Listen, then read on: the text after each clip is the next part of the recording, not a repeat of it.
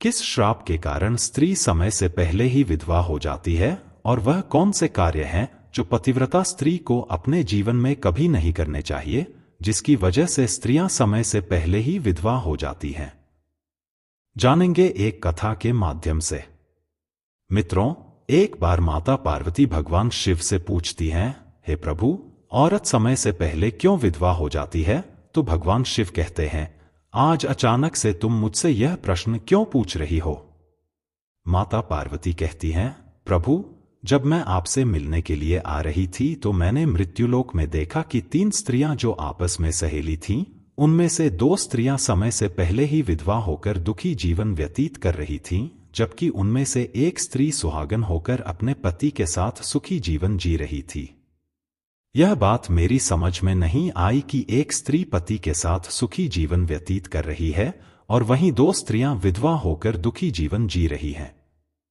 इसे देखकर मेरे मन में 3 प्रश्न उठने लगे। अब मैं आपसे यह चाहती हूं कि आप मेरे तीनों प्रश्नों के उत्तर देकर मुझे संतुष्ट करने की कृपा करें।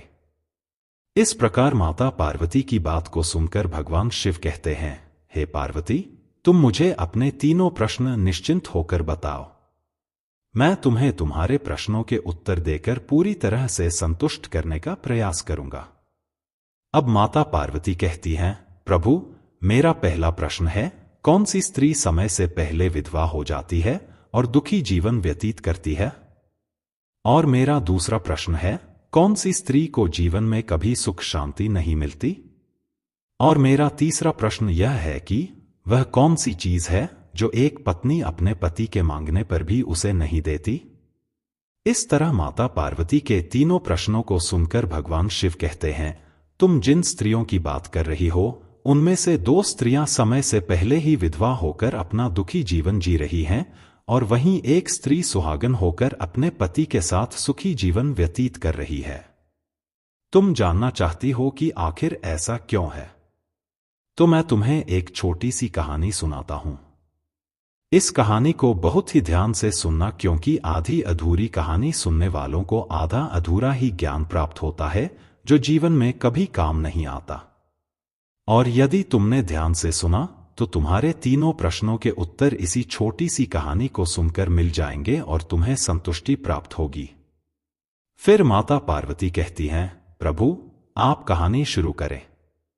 मैं कहानी को पूरे मन से सुनूंगी और जब तक आप कहानी सुनाएंगे तब तक मेरा मन किसी दूसरे स्थान पर नहीं जाएगा और मैं आज अपने तीनों प्रश्नों का उत्तर जानकर ही रहूंगी। माता पार्वती की यह बात सुनकर भगवान शिव कहते हैं, हे पार्वती, सबसे पहले मैं तुम्हें उस स्त्री की कहानी सुनाना चाहता हूं जो सुहागन बनकर सुखी जीवन जी रही है। जिस सुहागन स्त्री की तुम बात कर रही हो, वह स्त्री और कोई नहीं बल्कि एक राजा के नौकर की पत्नी है।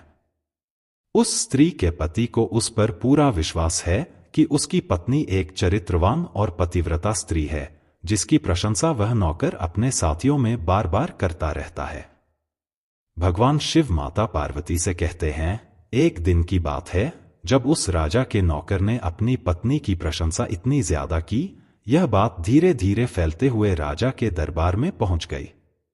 यह बात सुनकर राजा ने अपने नौकर को बुलाया और उससे कहने लगे, तुम हर किसी से कहते हो कि तुम्हारी पत्नी एक चरित्रवान और पतिव्रता स्त्री है। क्या वास्तव में तुम्हारी पत्नी एक चरित्रवान और पतिव्रता स्त्री है? और क्या तुम्हें पूरा विश्वास है कि तुम्हारी पत्नी एक पवित्र स्त्री है और तुम्हारे अलावा पराये मर्द को आंख उठाकर भी नहीं देखती? और इस बात का कोई सबूत है? राजा की इस बात को सुनकर नौकर कहने लगा, महाराज, मुझे अपनी धर्म पत्नी पर पूरा विश्वास है कि वह एक पतिव्रता स्त्री है और मेरे अलावा वह पराये मर्दों को नहीं देखती। नौकर की इस बात को सुनकर राजा का महामंत्री कहने लगा, यदि मैं तेरी पत्नी का पतिव्रता धर्म नष्ट कर दूं तो तुझे क्या सजा मिलनी चाहिए? फिर नौकर ने कहा, यदि तुम मेरी पत्नी का पतिव्रता धर्म नष्ट कर देते हो तो महाराज, मुझे फांसी की सजा दे देना। और यदि यह मेरी पत्नी का पतिव्रता धर्म खंडित नहीं कर पाते तो इन्हें भी कुछ सजा मिलनी चाहिए। नौकर की यह बात सुनकर राजा ने कहा कि मंत्री को भी फांसी की सजा दी जाएगी। मंत्री ने यह बात स्वीकार कर ली और नौकर से पूछा कि क्या वस्तु लाऊं जिससे तू मान ले कि मैंने तेरी पत्नी का धर्म खंडित कर दिया। तो नौकर ने कहा, मेरे विवाह के समय मुझे एक मटका और एक कतार मिली थी और यह दोनों चीजें मेरी पत्नी ने बहुत ही संभाल कर रखी हैं, क्योंकि यह दोनों चीजें सुहाग की निशानी है। यदि तुम यह दोनों चीजें मेरी पत्नी से लाकर मुझे दिखा दोगे तो मैं मान जाऊंगा कि मेरी पत्नी का पतिव्रता धर्म तुमने नष्ट कर दिया है। तब मंत्री ने नौकर की यह शर्त स्वीकार कर ली और वह मंत्री शहर में जाता है और एक दूती से जाकर मिलता है। जो काम कोई नहीं कर पाता वह काम वह दूती कर देती थी। मंत्री ने उस दूती को सारी बात बताई और कहा, तू कैसे भी करके उस नौकर की पत्नी से मेरा संपर्क करवा दे, इसके बदले तुझे जितना धन चाहिए मैं उतना धन देने को तैयार हूं। इस तरह मंत्री की बात सुनकर दूती कहने लगी, मंत्री, तुम जिस औरत के बारे में बात कर रहे हो वह औरत पूरी तरह से पतिव्रता है और वह किसी के बहलाने फुसलाने से तुमको मटका और कतार नहीं देगी और वह तेरी ओर थूकेगी। यह बात सुनकर मंत्री कहने लगा, यदि तू मेरा उससे संपर्क नहीं करवा सकती है तो एक काम कर दे, उसके घर जाकर उसका मटका और कतार चुराकर मुझे दे दे और उसकी पत्नी के गुप्तांग के पास यदि कोई निशानी हो तो वह निशानी मुझे देखकर बता दे, फिर मैं तुझे मुंह मांगा इनाम दूंगा। तुझे जितना धन चाहिए उतना धन मैं दूंगा, बस तू मेरा यह काम कर दे। मंत्री की यह बात सुनकर दूती धन के लालच में आ गई और उसने कहा, ठीक है, मैं तुम्हारा काम अवश्य करूंगी, लेकिन मुझे मुंह मांगा धन देना पड़ेगा। मंत्री ने कहा, ठीक है। फिर दूती नौकर के घर जाती है और नौकर की पत्नी से जाकर बोलती है, बेटी, मैं तेरी पति की मौसी हूं, मैं कई सालों के बाद आई हूं। फिर उस नौकर की पत्नी ने कहा, आप इतने सालों बाद आई हैं, इसलिए मैंने आपको पहले कभी देखा नहीं, इसलिए मैं आपको पहचान नहीं पाई। इस प्रकार वह दूती उस नौकर के घर में मौसी बनकर घुस गई और नौकर की पत्नी ने दूती को मौसी समझकर बहुत सम्मान दिया, मगर उसे नहीं पता था कि यह एक दूती है और उसके साथ छल करने आई है। वह दूती उस पतिव्रता स्त्री के साथ में 2 दिन तक रुकी। जिस समय वह स्त्री स्नान करने लगी तो दूती ने उठकर उस स्त्री की कमर रगड़ने लगी। उस पतिव्रता स्त्री ने बहुत मना किया, फिर भी वह दूती नहीं मानी और कहने लगी, तुम मुझे अपनी बेटी से भी ज्यादा प्यारी लगती हो तो मना मत करो। काफी दिनों के बाद में मेरी और तुम्हारी मुलाकात पहली बार हुई है। ऐसा कहकर वह दूती मुख पर हाथ फिराने लगी और फिर आंखों को धुलने के बहाने से उस पतिव्रता स्त्री की आंखों में पानी मार दिया और उस स्त्री की आंखें बंद हो गईं। इस तरह गुप्तांग के पास में जांघ पर एक तिल था जो दूती ने देख लिया और उसका काम बन गया। जब स्नान करने के बाद नौकर की पत्नी रसोई में खाना बनाने लगी तो दूती को मटका और कतार चुराने का मौका मिल गया।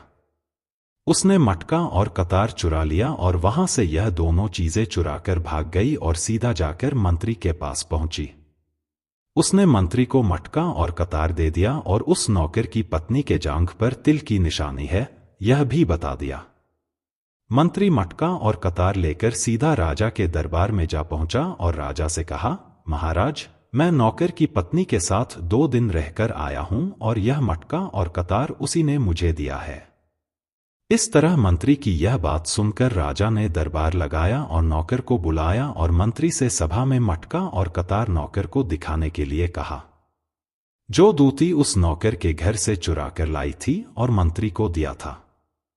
फिर राजा के कहने पर मंत्री ने उस नौकर को मटका और कतार दिखाया और उसकी पत्नी की जांघ पर तिल है यह भी बताया। मंत्री की यह बात सुनकर नौकर मान गया कि वास्तव में आज मेरी पत्नी ने अपना पतिव्रता धर्म पूरी तरह से नष्ट कर लिया है और नौकर का अपनी पत्नी से विश्वास उठ गया। फिर राजा ने शर्त के मुताबिक नौकर को फांसी की सजा सुनाई और 15 दिन बाद फांसी देने का आदेश दिया और कहा कि नौकर को 15 दिन के बाद फांसी पर चढ़ाया जाएगा। फिर नौकर से उसकी अंतिम इच्छा पूछी गई।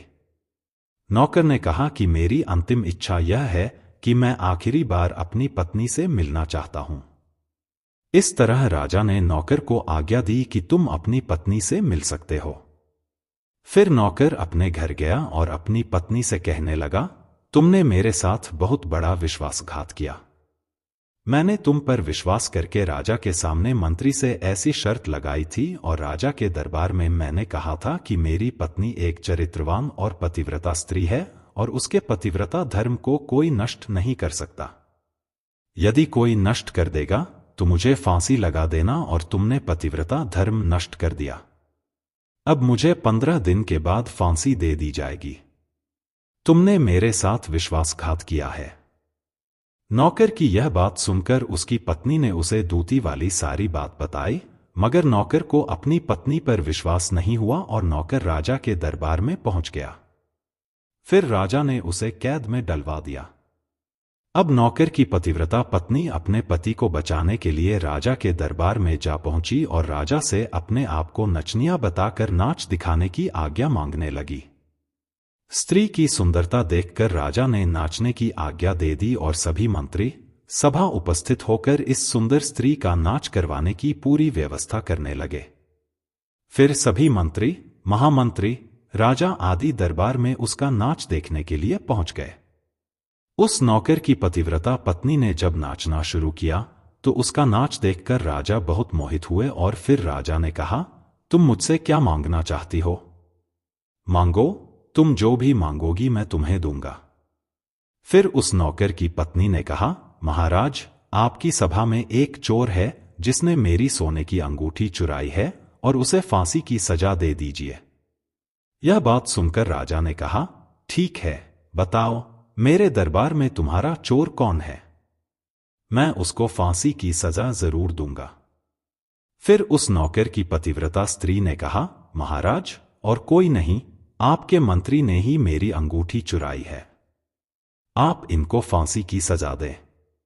जैसे ही मंत्री ने सुना कि ये स्त्री मुझे चोर बता रही है तो तुरंत मंत्री कहने लगा, महाराज, मैं कसम खाकर कहता हूं कि मैंने इसकी अंगूठी नहीं चुराई है और मैंने इसे आज तक कभी देखा ही नहीं है।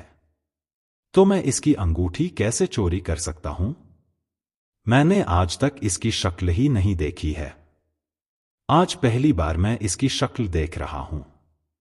जैसे ही मंत्री ने कहा कि मैंने इस स्त्री की आज तक शक्ल ही नहीं देखी है, तो वह स्त्री कहने लगी, महाराज, इस मंत्री ने मुझे पहले कभी देखा ही नहीं, तो आप इससे यह पूछो कि यह मटका और कतार कहां से लाया है। मैं उसी नौकर की पत्नी हूं जो आपके यहां पर नौकरी करता है और आप मेरे निर्दोष पति को फांसी पर चढ़ाने वाले हैं।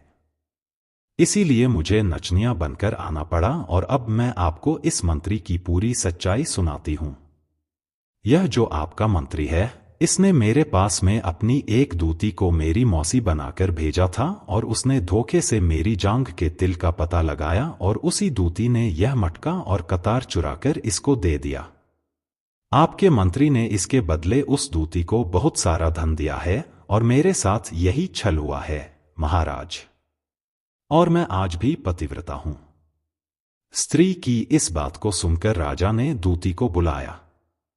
फिर उस दूती ने राजा के डर से मंत्री की सारी सच्चाई राजा को बता दी, जिससे राजा ने उस नौकर को अपनी कैद से रिहा कर दिया और उसकी जगह मंत्री को फांसी पर चढ़ा दिया। कहानी को आगे बताते हुए भगवान शिव कहते हैं, हे पार्वती, इस प्रकार उस नौकर की पतिव्रता स्त्री ने अंत में राजा से कहा, महाराज, मैं अपने पति से बहुत प्रेम करती हूं। मैं एक चरित्रवान स्त्री हूं और मैं कभी भी अपने मुंह से अपने पति का नाम तक नहीं लेती हूं। इस प्रकार भगवान शिव कहते हैं, हे देवी पार्वती, मेरी कहानी पूरी हो गई। अब तुम अपने तीनों प्रश्नों के उत्तर सुनो। तुम्हारा पहला प्रश्न था कि कौन सी स्त्री समय से पहले विधवा हो जाती है। जो स्त्रियां अपने मुंह से अपने पति का नाम लेती हैं और उनको हमेशा नाम से ही बुलाती हैं, वे स्त्रियां समय से पहले ही विधवा हो जाती हैं और बिना पति के दुखी जीवन व्यतीत करती हैं। क्योंकि यदि कोई स्त्री अपने पति का नाम मुंह से लेती है तो पति की उम्र कम हो जाती है और समय से पहले ही उस स्त्री के पति की मृत्यु हो जाती है। स्त्री समय से पहले ही विधवा होकर एक दुखी जीवन जीती है। बस यही कारण है कि तुम जिन 3 सहेलियों की बातें कर रही थी, उनमें से 2 विधवा इसी कारण से हुई हैं। उनमें से एक नौकर की पत्नी थी जो पतिव्रता स्त्री थी। यह स्त्री कभी भी अपने पति का नाम मुंह से नहीं लेती थी, जिसके कारण वह आज भी सुहागन है और सुखी जीवन व्यतीत कर रही है। और वे दोनों स्त्रियां जो समय से पहले विधवा होकर दुखी जीवन जी रही हैं, वे हमेशा अपने पति को नाम लेकर बुलाती रहती थी, जिसके कारण उनके पति की उम्र कम होती चली गई और फिर उन दोनों के पति की मृत्यु समय से पहले ही हो गई और दोनों स्त्रियां विधवा हो गई और आज वह दुखी जीवन जी रही हैं। इसलिए किसी भी स्त्री को अपने पति का नाम अपने मुंह से नहीं लेना चाहिए। तुम्हारा दूसरा प्रश्न था कि कौन सी स्त्री को जीवन में कभी सुख नहीं मिलता है और वह पति के होते हुए भी सदा दुखी जीवन जीती है। समझ लो, जो स्त्रियां अपने पति की बिना अनुमति के किसी तीर्थ स्थान या उत्सव में जाती हैं, वह कभी सुखी जीवन नहीं जी पाती हैं। ऐसी स्त्रियां जीवन भर दुखी ही रहती हैं और उन्हें पति का प्रेम कभी नहीं मिलता।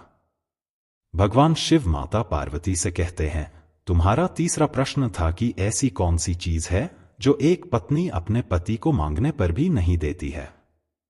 वह चीज है गाली। एक संस्कारी और चरित्रवान स्त्री कभी भी अपने पति को गाली नहीं देती है।